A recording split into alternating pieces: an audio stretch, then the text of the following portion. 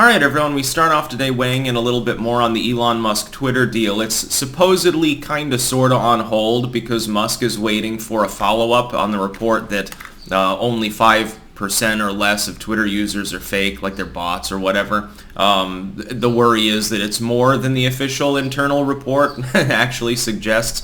It is. Here's the problem. We know that there's a huge amount of botting on Twitter.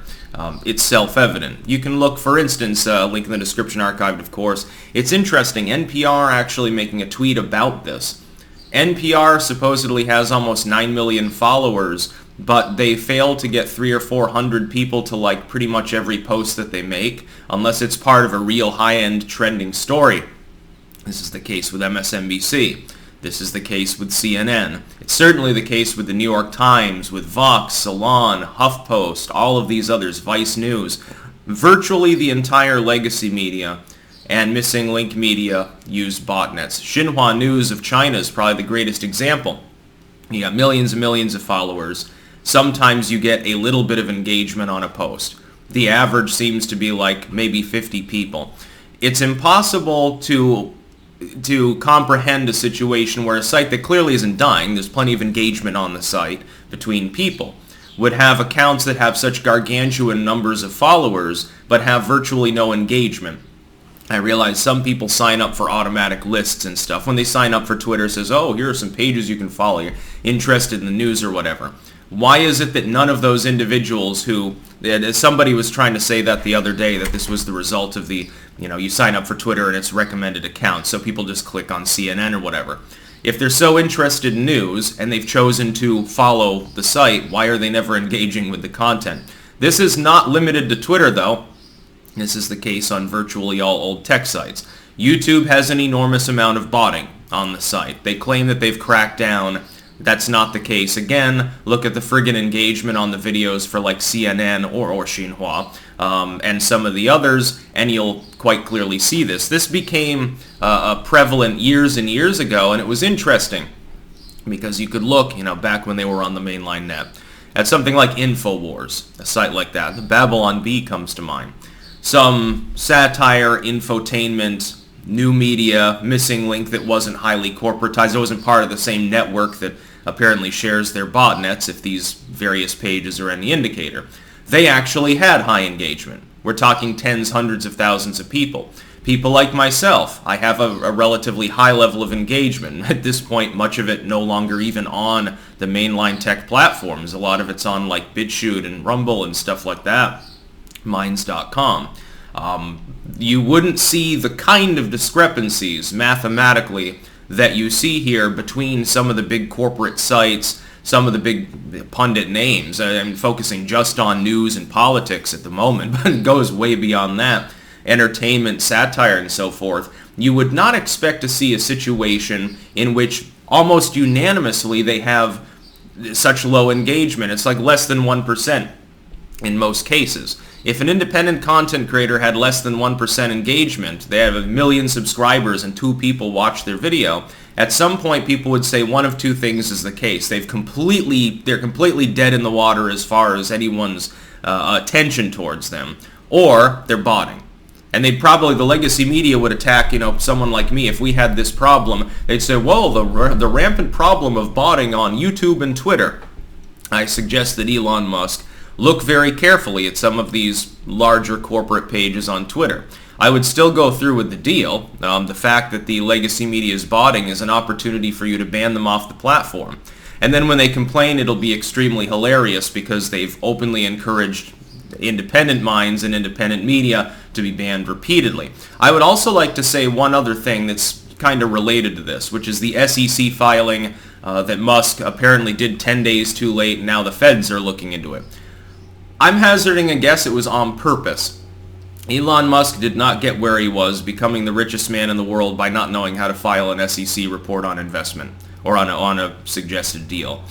He would know better. We're talking about something like $100 million in total of potential loss. It's, nothing to him. I think he did it to force the government to get directly involved so he could say, look, the nexus of government and these billionaires, these others in big tech, they hate free speech and they're all gunning for me, even though I think he did it on purpose. I think that this was a 4D chess move, because again, I can't imagine that Elon Musk doesn't know how to file a few pieces of paper off to let the SEC know about the intention in a timely fashion, considering that all of his various corporate interests, they have their own lawyers, and he has his own lawyers, I'm sure, too. We're probably talking about thousands of lawyers collectively across the Elon Musk sphere of holdings, fucking Boring Company, Tesla, and all of these others. Yeah, they didn't know how to file a piece of paper.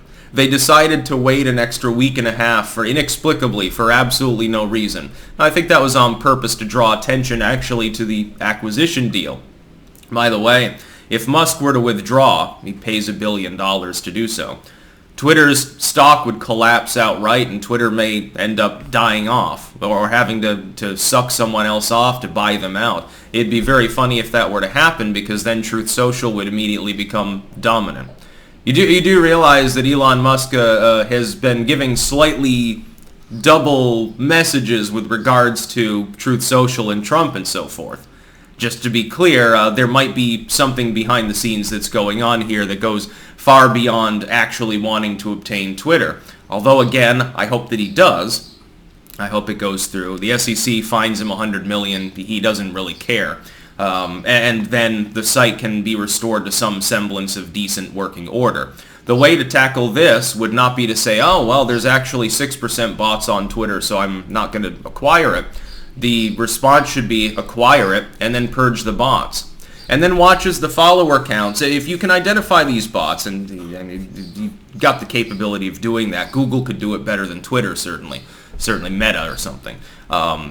When you purge those bots, I guarantee that the follower counts on all the corporate media sites would collapse. Most of those people are bots. Some of them are just dead accounts or people that don't engage. They just press the button initially, admittedly. I can guarantee you it's over 50% on some of these pages. Xinhua News, it might be 90%. The vast majority of the accounts following Xinhua News, I do not believe are actually real people. They never engage under any circumstances with the content there. We're talking about, 10 million people? NPR, 9 million followers or 8 million followers or whatever. No engagement. If that were to happen to a mainline content creator, again, immediately people would suspect that they had hired a botnet. Oh, you have 500,000 followers. You get like the average of 2 likes on every post that you make on a platform. What the hell would you think was going on?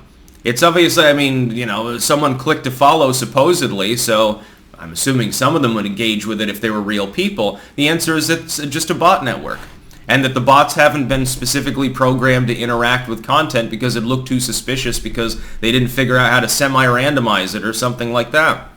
So I think that it's more than 5%. And that's the case on virtually all of the old tech networks because there's an incentive to do so.